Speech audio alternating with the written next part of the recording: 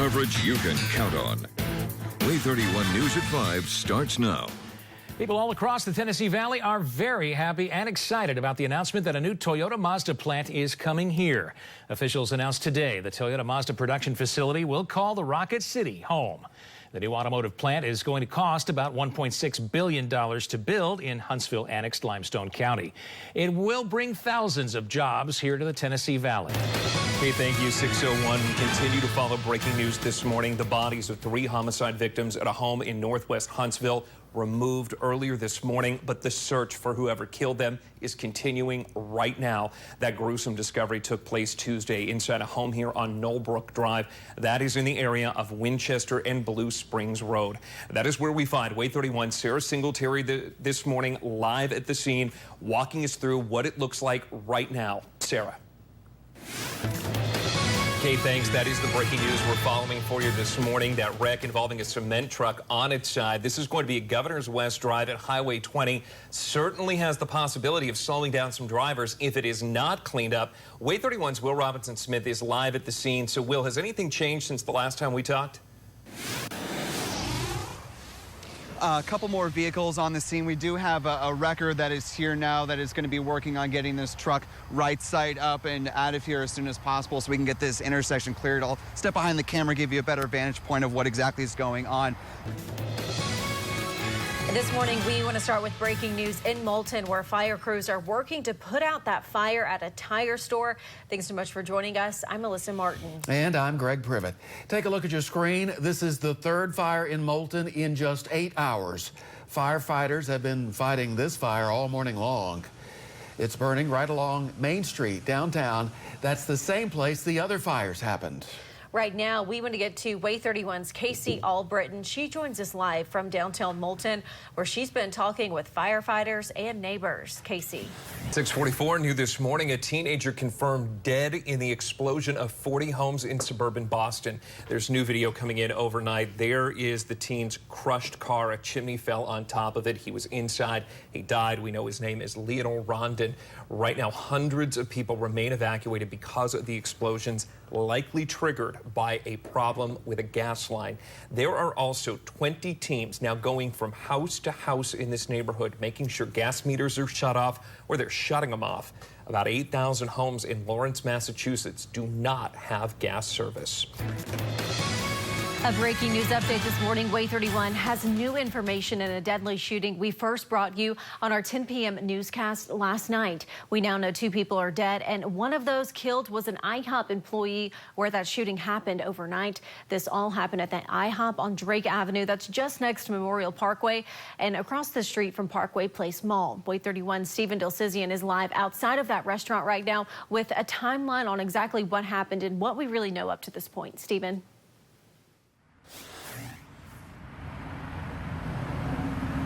Yeah, Alyssa, this is what all of the entrances at the IHOP on Drake Avenue look like. They're completely covered. The doors are locked and a sign reads closed sitting on the outside. This is after Huntsville police say a deadly shooting broke out after a customer was upset about bad service. Now, Huntsville police say 2 people are dead, 1 IHOP employee and the shooter. This is after the customer went to his car to get a handgun, and when he came back to the restaurant, that's when he started shooting. Another IHOP employee was also shot but suffered non-life-threatening injuries and has been taken to Huntsville Hospital. Police are continuing to investigate what exactly happened because at this time it's still unclear how the shooter himself died.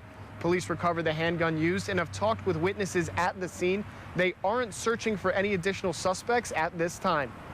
Yeah, we're not looking for anybody right now. We have enough information to conclude that everybody that was in the restaurant, including the deceased, is part of this scene.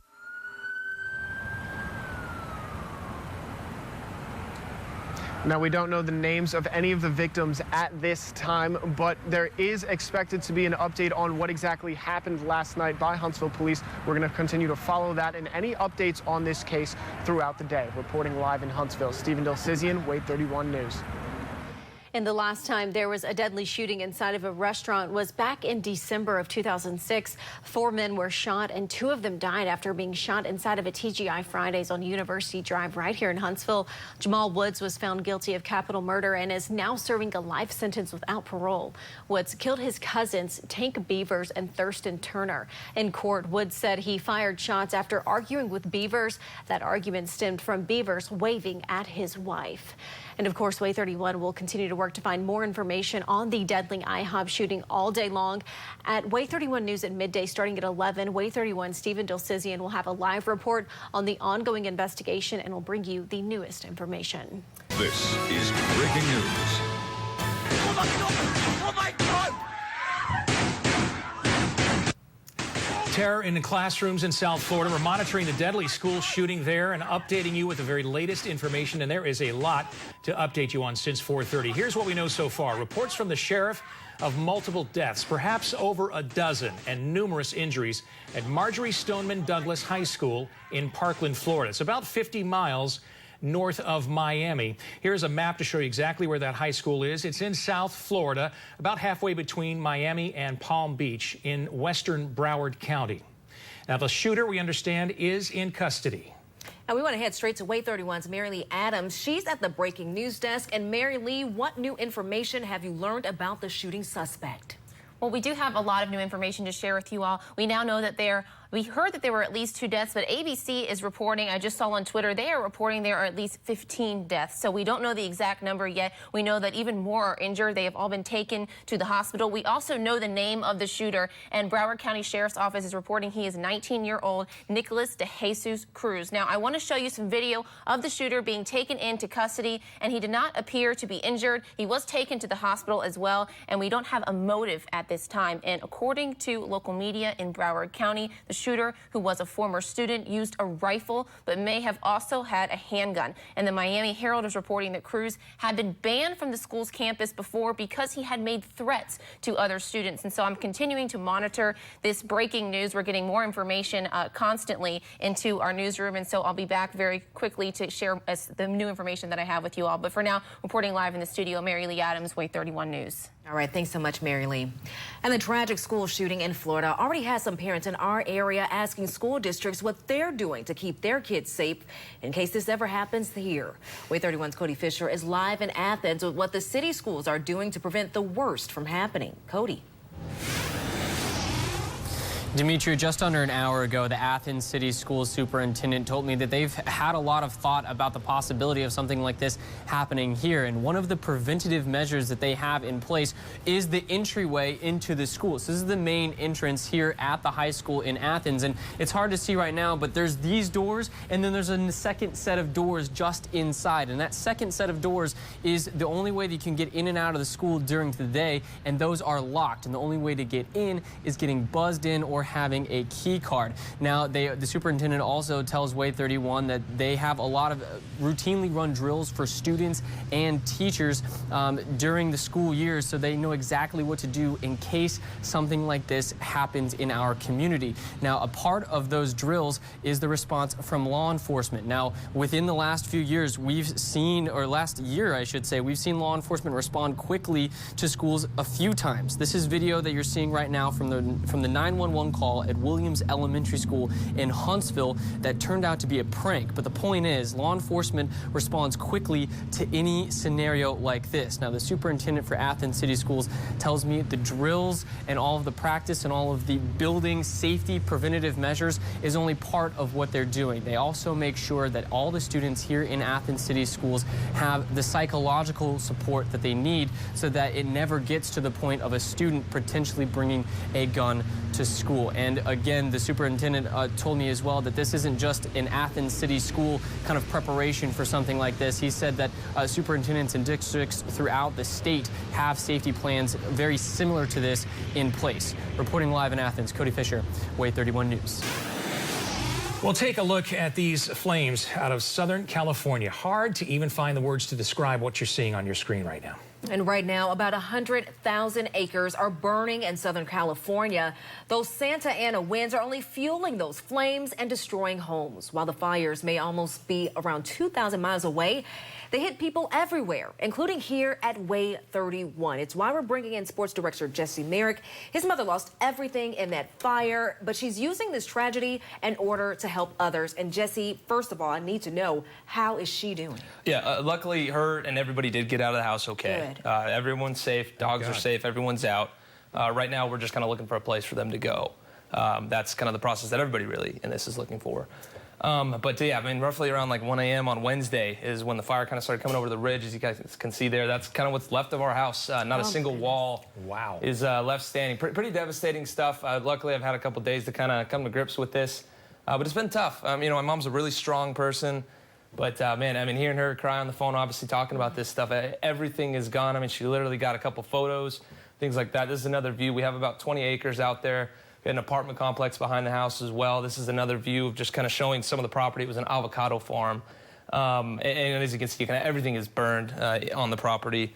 But again, the most important thing is that everybody is okay. Yeah, everything can be replaced. Exactly. Except lives, and thankfully no one was injured. Exactly, yeah. And so this is a picture of what the house looked like before, if you guys can kind of think back to what you saw in the initial picture there with no walls standing, everything completely burned. This is where we kind of had some tractors and stuff stored. We had a trailer actually sitting there on the property as well. That, as you can see, is completely burned to the ground. My mom even said there was kind of like streaks of metal that had burned, kind of burned into the concrete. It was pretty crazy. And she realized everything was going on about 1 a.m. on Tuesday. She saw kind of a red haze coming up over the mountain and realized, hey, we got to get out. And that's when her and her boyfriend grabbed the dogs, grabbed everything they needed, and took off. And as they were going down the hill, she could see it kind of coming down towards the house. So. Now, talk to me a little bit about community, because usually when these kind of events, tragedy strikes, that's when the community can really rally together. Exactly, yeah, and you bring up community. My mom already has received so much help from people in our community. Ventura County and Ventura itself is a very, you know, community-centered area. And my mom started this company called Totally Local VC to help support shopping local, eating local, living local. And in all the help that we've received, a friend of mine actually started GoFundMe for my family. We don't need the help because we have insurance. We're going to be okay. But we know a lot of friends that don't have insurance that won't be okay. So we've started to kind of flip that GoFundMe around and have turned it into Totally Local VC, helping to rebuild the 805, which is 805 in California. We refer to our area code as kind of where we're from. And so that's what we've kind of named it. And we're trying to get funds to help other people to build them back up, build my mom's company up to be able to empower those people and help them get what they need, because we have people that lost livestock in this thing. We know a lot of farmers in the area, their livelihood is gone. Yeah. They can't make any more money. This is happening all over that area. Yes, and so if we can get as much as possible to help them, that's what we want to do in here, to help as much as possible. Well, thank God everyone's okay. Yeah. Exactly. Our prayers are with you and your family and everyone else who was affected by these wildfires. Thanks for sharing your story. Of course. Yeah. We're taking you live right now to Panama City Beach, Florida. Look at this. Big waves crashing ashore as Hurricane Michael, now a Category 4 storm, continues to gain more strength and get closer and closer to land. And throughout the morning, WAAY 31 is bringing you coverage you can count on as we track the multiple elements from Hurricane Michael. But first, let's get right to WAAY 31 meteorologist Chris Smith, who is in the WAAY 31 Storm Tracker Weather Center. Yeah, he's not only keeping an eye on Hurricane Michael, but of course monitoring what's going on today in the Tennessee Valley. Chris. And while snow continues to fall in parts of the Sand Mountain area, the snow has passed through the shoals. But later tonight, get ready for even colder temperatures than we experienced this morning. Temps will dip into the single digits with below zero wind chills. And this was the scene in Tuscumbia today. As you can see, snow covered most of those roads for most of the day, but the combined efforts from road crews and wind helped to clear it up. Thanks for joining us tonight at 6. I'm Demetri McClinton. And I'm Dan Schaefer. We've had team coverage for you all day, starting at 11 this morning, right through the 6 o'clock hour. WAAY 31 reporters are in Huntsville, Decatur, Florence, Lincoln County, Madison, and Scottsboro, covering all corners of the valley for you. And right now, WAAY 31's chief meteorologist Stephen Bowers is tracking those sub-zero wind chills in your area. And Stephen, what are you... A winter weather advisory. This is the scene in Madison County as snow continues to fall. We've had team coverage for you all day, starting at 4. And it continues now with reporters in Huntsville, Decatur, Florence, Lincoln County, Madison, and Sand Mountain, covering all corners of the valley for you. And it's your voice, your votes. Thanks for joining us tonight. I'm Demetra McClinton. And I'm Dan Schaefer. Tonight, WAAY 31 has team coverage all across the state of Alabama. We have WAAY 31's Cody Fisher live in Birmingham, where Doug Jones will hold his watch party. Greg Privet is in Montgomery for Roy Moore's watch party. And WAAY 31's Mary Lee Adams is in Huntsville tonight, where she talked with voters here. And let's start with WAAY 31's Cody Fisher, who's in Birmingham, where Doug Jones was busy meeting with voters all day. Cody. It's your voice, your vote. This morning, Governor Kay Ivey holds on to her title, going to be sworn in January. She beat out Democrat Walt Maddox with 60% of the vote. And WAAY 31 was at Governor Ivey's watch party in Montgomery. WAAY 31's Will Robinson-Smith joins us with what Governor Kay Ivey's supporters had to say about her historic victory. Will. Well, Governor Ivey spoke to a packed room as she celebrated her victory last night. Ivey told her supporters she was ready to get back to work and is eager to get to know the new members of the state legislature. WAAY 31 caught up with dozens of Ivey supporters who tell us that they are glad the Republican Party still holds the governor's seat here in Alabama. Some young voters, I should say, tell us that they think social media played a big role in this election. With this past midterm election, there's been a lot of push from every social media platform. Ivey took time to thank the teams that helped her secure a full term as governor. She also said it's her goal to leave things better off in office than when she started. Ivey says the next 4 years she's going to spend focusing on uniting Alabama and creating more jobs here in the state. I'm Will Robinson-Smith here at the Breaking News Desk. Within the past half hour, we're learning more about some of the victims of this mass shooting in Southern California.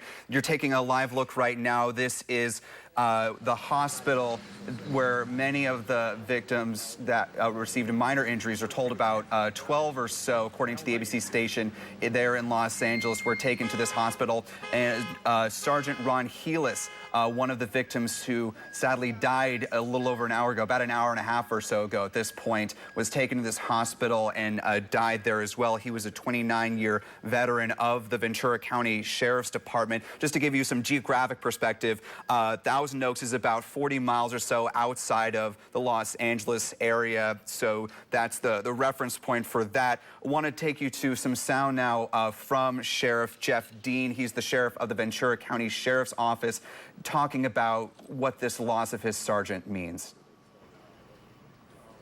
Ron was a hard-working, dedicated sheriff sergeant. He was totally committed. He gave his all, and tonight, as I told his wife, he died a hero because he went in to save lives, to save other people. Now that a video coming from Bloomberg News, Ron Helis, according to Sheriff Dean, was the first person inside the Borderline Bar and Grill, shot multiple times, and then transported to this hospital you're taking a live look again at right now. No word on when some of these other victims might be coming out, but obviously we're going to keep a close eye on the story as it develops throughout the morning. Right now, let's take you live to take a look at exactly what's left of the cathedral. This morning, of course, that is all that is left. You can see the aftermath of that fire. We now know President Emmanuel Macron is promising his country and the world they will rebuild. Multiple billionaires from France have already pledged hundreds of millions of dollars to help restore the historic cathedral. Here's what we know about the damage so far. According to CNN, the roof, constructed of oak wood from the 13th century, was destroyed in the fire. The iconic spire was also burned and collapsed. It fell through the roof. However, according to officials, the two towers were spared from any major damage. Also, new details right now. Experts are assessing the damage of the cathedral. And what we know so far up to this point, you're taking a look at brand new video showing the interior of the church. Experts are working to determine if the structure is safe and stable and if firefighters can go inside to continue their work. One expert says the roof cannot be rebuilt exactly as it was before the fire because the trees in the area aren't the size they were back in the 13th century. They'll have to use new technology in order to rebuild the roof. This morning, there is still no word on what actually caused the fire, but Paris prosecutors say they are treating the investigation as an accident, not arson. The fire that broke out on Monday burned for several hours, about 9 or so. 400 firefighters worked to control and put out the fire that destroyed part of the 850-year-old Gothic cathedral. And this morning, the mayor of Paris says that first responders formed a human chain to help save the life of priceless relics from the cathedral. In this photo you see tweeted out, you can see priceless, quote, crowns and thorns and the tunic of St. Louis and others that were saved. Paris deputy mayor says that Notre Dame's famous organ also remains intact after the fire.